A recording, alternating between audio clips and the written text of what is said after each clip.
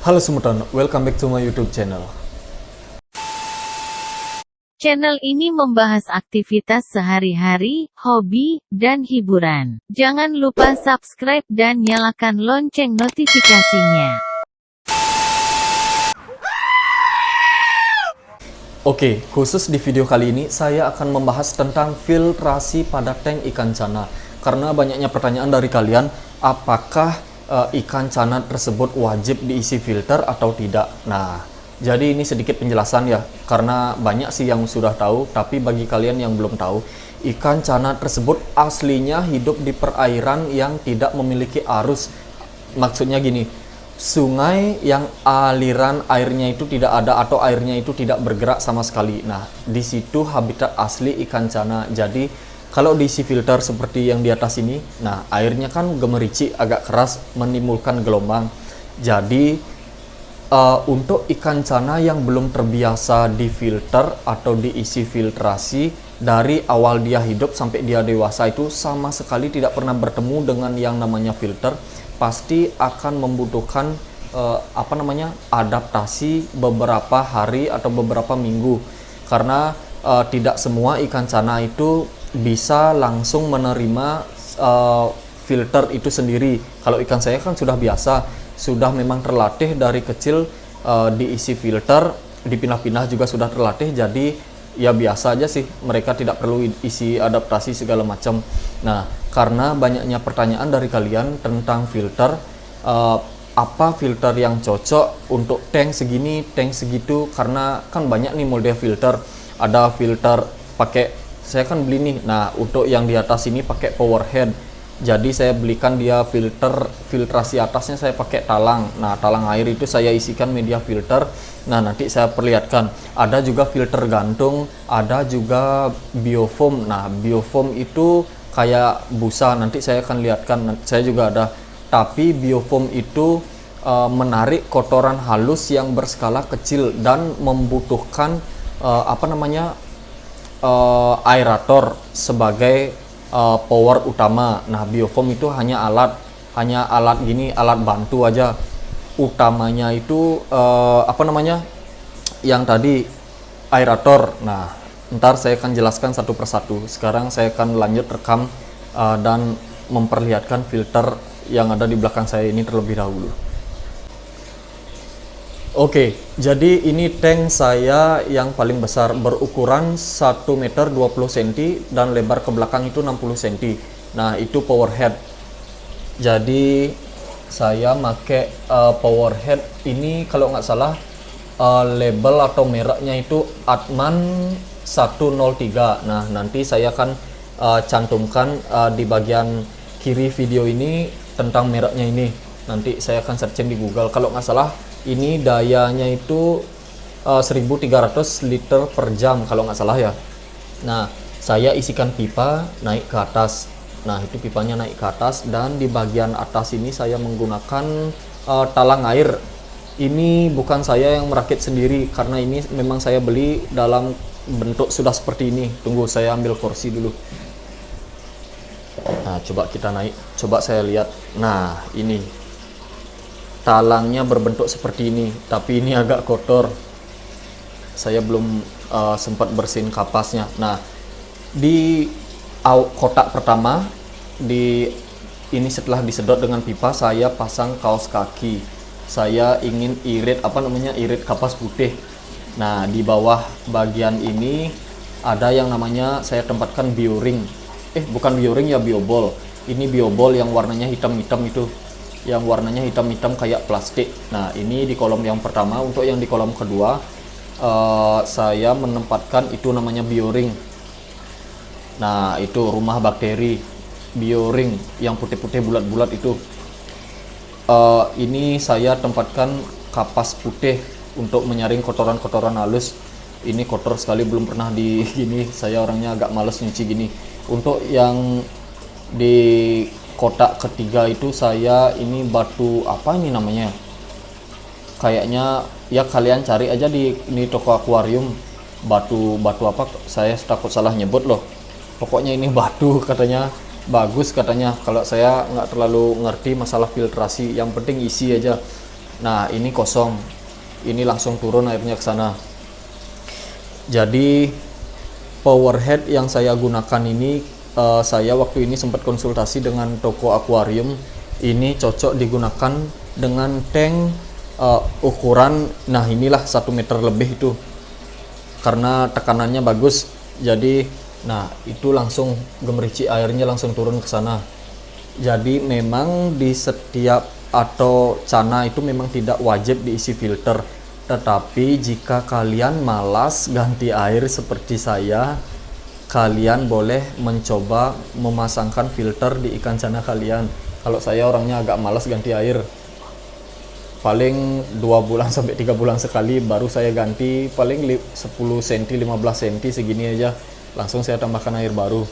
Nah itu untuk filtrasi atau pompa dan filter talang yang saya gunakan di tank yang berukuran paling besar. Ini tank yang di atas. Untuk tank yang di bawah sama aja. Ini tank berukuran 1 meter kali 40. Nah bener, itu Atman 103 kayaknya mereknya, sama juga.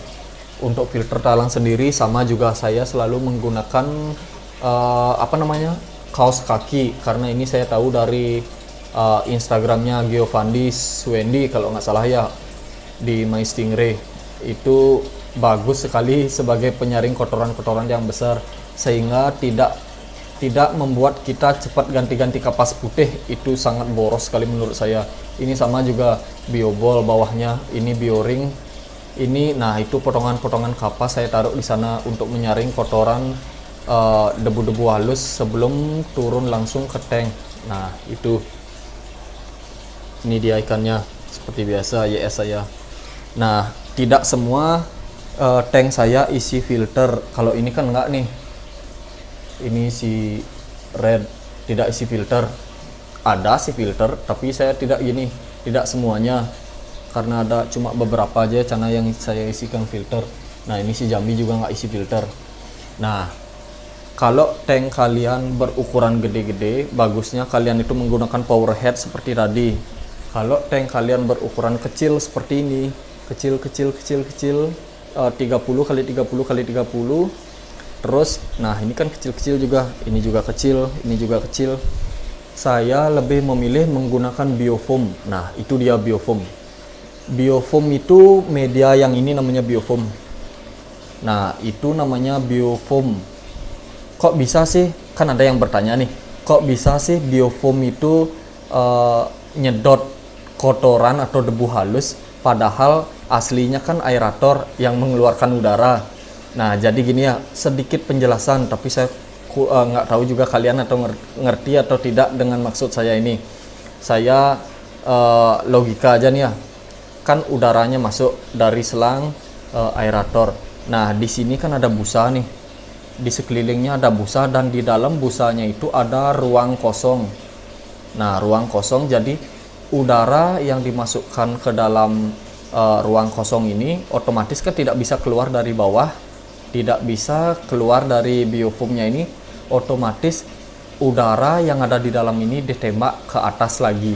Nah udara yang ditembak ke atas lagi menyebabkan ada daya hisap di sekelilingnya ini. Jadi itu rumus fisikalnya.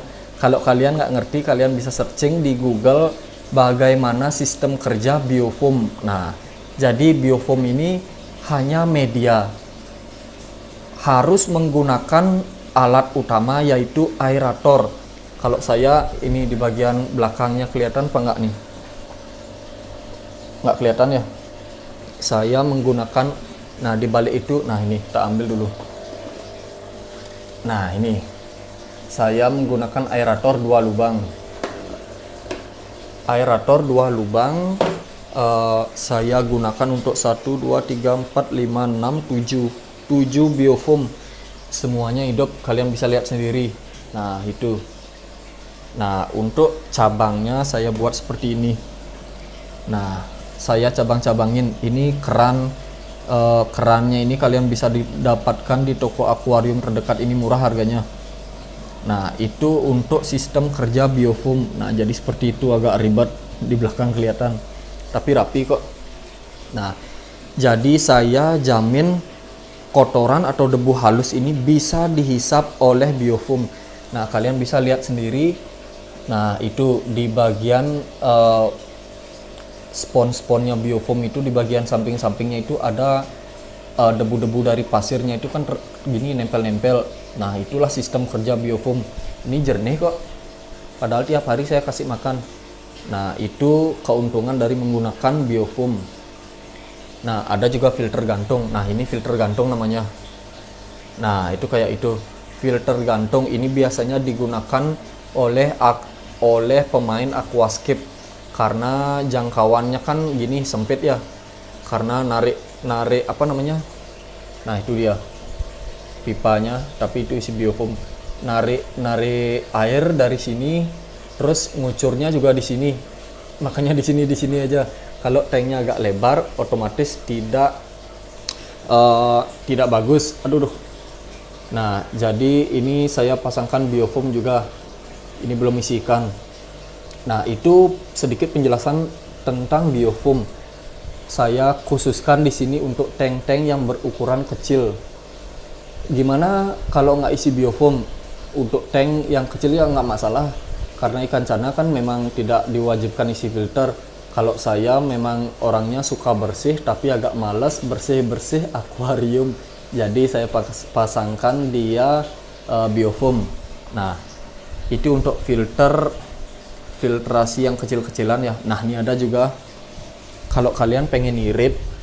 Nah, nih ini kalau nggak salah power head kecil-kecilan. Ini boxnya kan kotaknya ini sudah satu paket kayaknya ya, langsung sama gini. Ini untuk akuarium dalam skala kecil, ini bagus. Pompa celup tegangan frekuensi. Ini kayaknya 85.000 deh saya beli satu paket dengan gini. Nanti kan sama aja gini sistem kerjanya sama yang tadi power head dan filter talang. Cuma dia skalanya agak kecil. Kalian juga bisa menambahkan di dalamnya ini media filter seperti bioring yang ini dan kapas putih. Itu aja cukup simpel. Nah, itu kalian bisa dapatkan dengan harga yang cukup murah, 85.000 satu paket kayaknya. Ada yang pompa berukuran lebih kecil tegangannya, lebih murah lagi kayaknya 65.000 sampai 70.000. Ini ada ikan-ikan kecil. Ini bapak saya yang punya. Nah, cukup ya itu untuk filter. Nah, kita balik lagi. Tidak ada tidak diwajibkan ikan cana tersebut diisi filter. Tapi jika kalian punya uang lebih, ada baiknya kalian isi filter, karena nggak tiap hari harus nguras. Air juga terjaga kualitasnya. Nah, tapi jika ikan kalian sama sekali belum pernah diisikan filter akuariumnya, pasti dia agak shock atau drop. Tapi lama-kelamaan jika dia merasa benda tersebut tidak mengancam dia, pasti dia gini nanti biasa-biasa aja adaptasinya. Lama-kelamaan pasti terbiasa dia dengan kehadiran filter dan kucuran air. Nah, jadi itu ting ting. Nah, ini belum saya kasih makan, ntar mau kasih makan dulu. Oke semeton, jadi itu tadi sedikit penjelasan dari saya mengenai filtrasi pada tank ikan cana. Jadi ikan cana tersebut tidak wajib diisi filter. Tapi jika kalian mempunyai uang lebih dan kalian tidak ingin repot menjaga kualitas air, kalian boleh menambahkan filter. Tergantung besar atau tidaknya akuarium yang kalian punya. Contoh nih, saya menggunakan Adman 103 untuk tank berukuran 1 meter sampai 1 meter 20 cm. Jika kalian jangan salah membeli power head. Kalau tank kalian berukuran 60 x 30 x 30 tidak cocok menggunakan Adman 102. Nanti cari tipenya yang lebih rendah dan daya tekanan, daya pompa airnya itu lebih lemah lah istilahnya. Kalau ini kan 1300 liter per jam. Ada yang tipenya yang lebih rendah itu sampai 800 sampai 1000 liter per jam. itu kan agak lemah. Itu khusus untuk tank yang lebih gini, kapasitas tank yang lebih kecil. Jadi kalian sebelum memilih atau membeli powerhead harus dipertimbangkan terlebih dahulu dengan ukuran tank kalian yang ada di rumah. Jadi jangan sampai salah pilih pompa atau powerhead. Lebih baik konsultasi dulu dengan yang jaga atau penjaga toko akuariumnya, karena dia yang lebih tahu. Nah, cukup sekian video kali ini, semoga bermanfaat. Jika ada pertanyaan dari kalian, silahkan langsung komen di kolom komentar atau bisa langsung tanyakan saya di Instagram Denpasar Snakehead Club. Nah, sampai jumpa di video berikutnya.